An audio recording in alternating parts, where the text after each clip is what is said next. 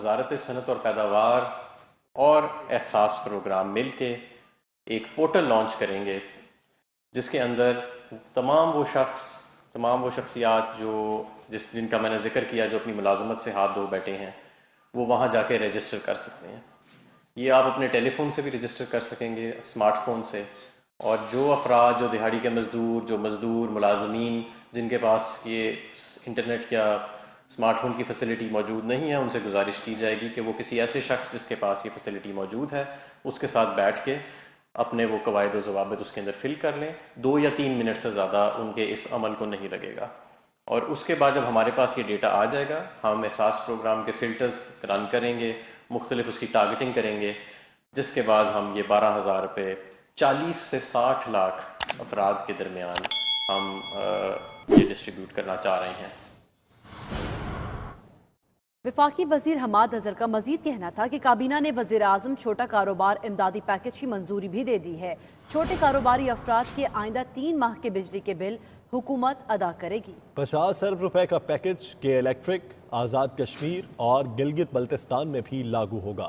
ملک بھر کے 95% کمرشل صارفین اس سے مستفید ہوں گے.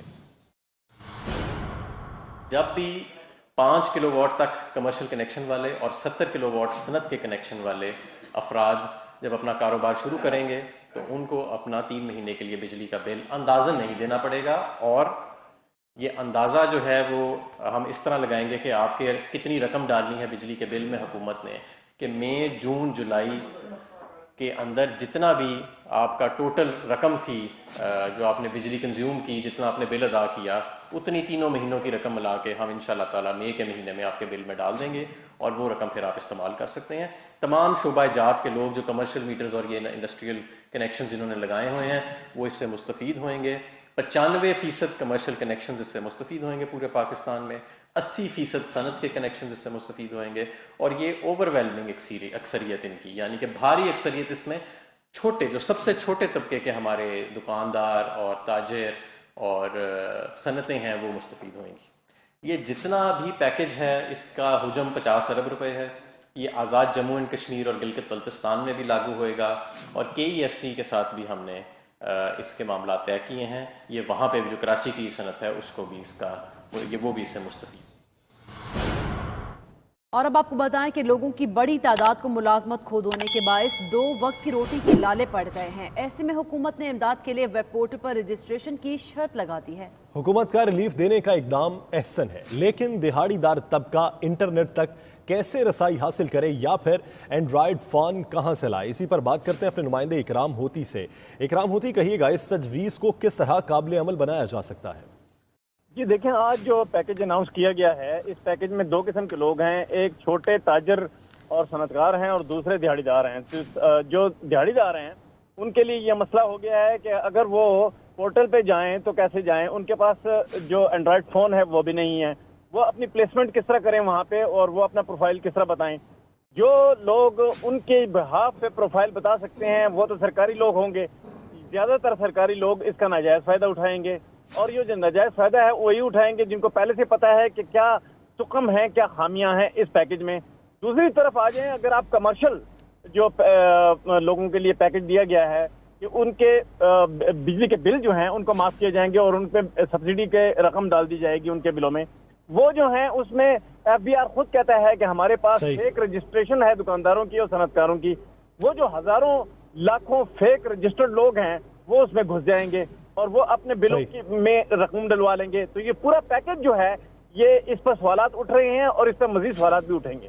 سوالات اٹھ رہے ہیں. ساتھ ہی رہے گا اکرام ہوتی ہے. ہمیں یہاں پہ جوائن کیا چیئرمین کراچی تاجر اتحاد عتیق میر صاحب نے. عتیق میر صاحب، بہت شکریہ آپ کے وقت کا. میر صاحب، کابینہ نے وزیر اعظم چھوٹا کاروباری امدادی پیکج کی بھی منظوری دے دی ہے. چھوٹے کاروباری افراد کے آئندہ 3 ماہ کے بجلی کے بل حکومت ادا کرے گی. اسے کس نظر سے دیکھتے ہیں اور اس پورے نظام کو شفاف بنانے کے لیے کیا طریقہ کار اپنایا جائے، اس کے لیے کیا حکمت عملی ترتیب دینی چاہیے؟ دیکھیں، یہ حکومت کا بہت بڑا اقدام ہے، بہت متاثر کن، بہت حوصلہ افزا اور بہت ہی بروقت ہے. لیکن ہمیشہ سے ہم نے دیکھا کہ حکومتوں کی نیک نیتی کے تحت کیے گئے جتنے بھی اقدامات ہیں وہ نچلی سطح پر جب اس قسم کی امداد کی تقسیم کا مرحلہ آتا ہے تو اس میں ایک بہتر طریقہ کار وہ رائج نہیں ہو پاتا यही सबब है कि आम तौर पे बहुत ज़्यादा करप्शन का शिकार हो जाता है। तो मेरा मशवरा यही है कि हुकूमत को चाहिए कि इस तरह की इमदाद वो ताजरों के जो प्लेटफॉर्म्स हैं और मुस्तनद प्लेटफॉर्म्स हैं, जैसे मुख्तलिफ शहरों के चैम्बर्स हैं, इसी तरीके से बैंकों के जरिए भी ये रकम यानी इजाफी तौर पर हुकूमत अपने तौर पर बेशक इसको जिन लोगों के पास एंड्रॉयड फ़ोन है वो तो इस्तेफादा कर लेंगे, लेकिन जिनके पास नहीं है, क्योंकि मजदूर तबका गरीब, उसमें मैं समझता हूँ कि 60 to 70% वो लोग हैं जो नेट की सहूलत जिनके पास नहीं होती, तो इन लोगों को उससे फायदा। अतीक मीर साहब, नेट की सहूलत तो दूर की बात, मोबाइल एंड्रॉयड नहीं होता लोगों के पास, छोटे छोटे मोबाइल रखे होते हैं, ना तरीका कार का पता होता है, दूसरों से पूछ के तरीका कार के तहत पैसे लेते हैं। एहसास प्रोग्राम में भी हमने ये देखा कि बहुत सी जो गरीब तबके के लोग हैं वो दूसरों से हेल्प आउट लेके वो अपनी रजिस्ट्रेशन करवा रहे थे। तो लेकिन ये एक बड़ा सवाल नहीं है कि रजिस्ट्रेशन का अमल कैसे शफाफ बनाया जा सकता है?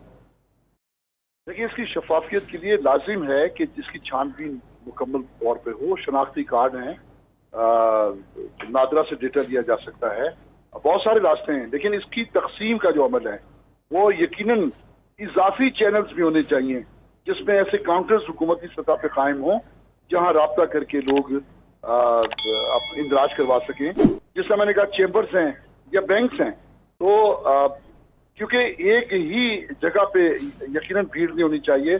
फिर इस वक्त इमरजेंसी की सूरत हाल है, नफ्सा नफ्सी की सूरत हाल है, लोगों को कम से कम वक्त में इस इमदाद का पहुंचना जरूरी है। ऐसा भी नहीं है कि आज ऐलान हुआ और 3 महीने तक पता ही नहीं है, किसी की बारी भी ना आए।